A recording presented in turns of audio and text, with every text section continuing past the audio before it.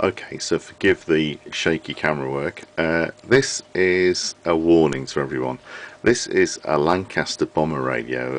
They're called an R1155. They were made in their thousands during the war and obviously were on the amateur market after the war. This one's been bought on eBay as a working model, but it's been totally butchered inside by somebody who's trying to put, well, they have successfully put a power supply and an audio supply inside, but at what cost? So if we get a little bit closer to it, you can see from the front, it doesn't look too bad at all, actually. It's not too bad. But if you look here, look at this. That, if it gets into focus, is an inordinate amount of super glue stroke hot glue. The speaker is just inside there. In the actual outer case there weren't even any holes for the sound to get out, but there you go. There's an awful old transformer that's been, again, super glued in place with a piece of metal. Never a good idea where electricity is concerned because it's not insulative, to try and protect that from the outer case. There's some ridiculous, I don't know what that is, it's trying to stop it moving about, I suppose. Inside here we've got all sorts of odd bits of wiring and odd capacitors and what have you. If I turn it up, none of these controls work, by the way. The volume sort of works. The wideband switch only works on 2 channels at all. That's where the aerial is, and there's a headphone socket there, which I think what's happened, when I switch it on in a moment, you'll see that the volume is very low, and I think it's because they've not really put anything in for the change in the high impedance headphones which you would have had in the old days up to like an 8 ohm speaker, so you lose an awful lot of signal there. If I turn it upside down though, it gets even worse. First of all, the actual tuning box or coil box, whatever you call it, isn't covered. It should be covered. It's not covered at all. There's some, well, not too bad, I suppose, decent looking capacitor in there. This though, again, is designed to insulate the actual gubbies of the radio from the case. There's some horrible bits underneath here, look at that, which would have touched the metal case on the outside. Pretty lethal, this. And if I hold it up again, there has been, again, evidence of lots of hot glue, a real rat's nest of wiring, and there's somebody else trying to put an audio transformer in, so okay. I think the rectification and the HT is coming from that valve down there that's been put in there, which when I do put it on runs amazingly hot, so there you go.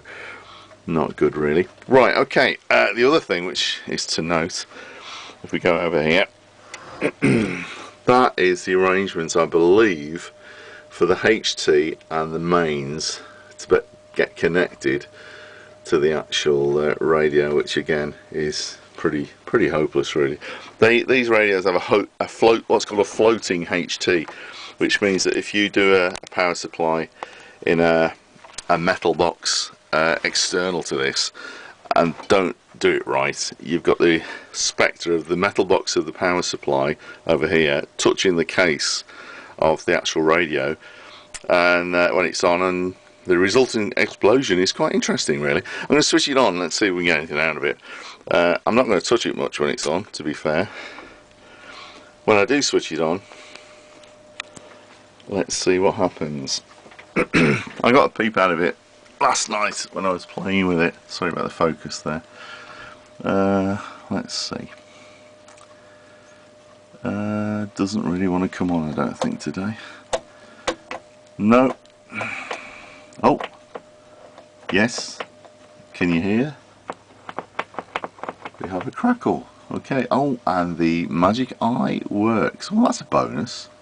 No, it doesn't. It's stuck in one position.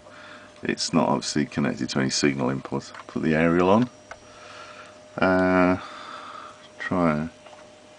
We've got a little bit of sound.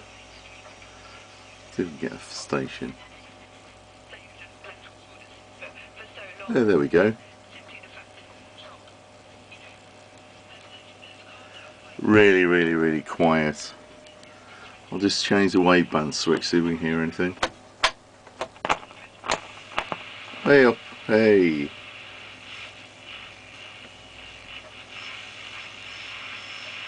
There's something there. Just atmospherics, not a lot.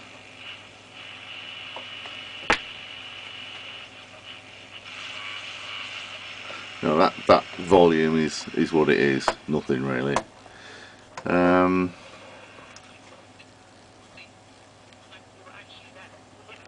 I think that's medium wave. I think we've got radio 5. Yes, if that's to be believed.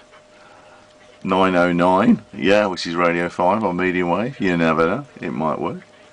So, we've got the magic eyes working. Anyway, bear in mind, this was sold as a working model. It's not really working in the way it should be. And this is the first video. We're into 6 minutes now, so I'll never get this loaded up onto YouTube, but we'll see. It's good fun, and I'll keep you posted. This is what's the date today? It's the Friday the 8th of January 2021.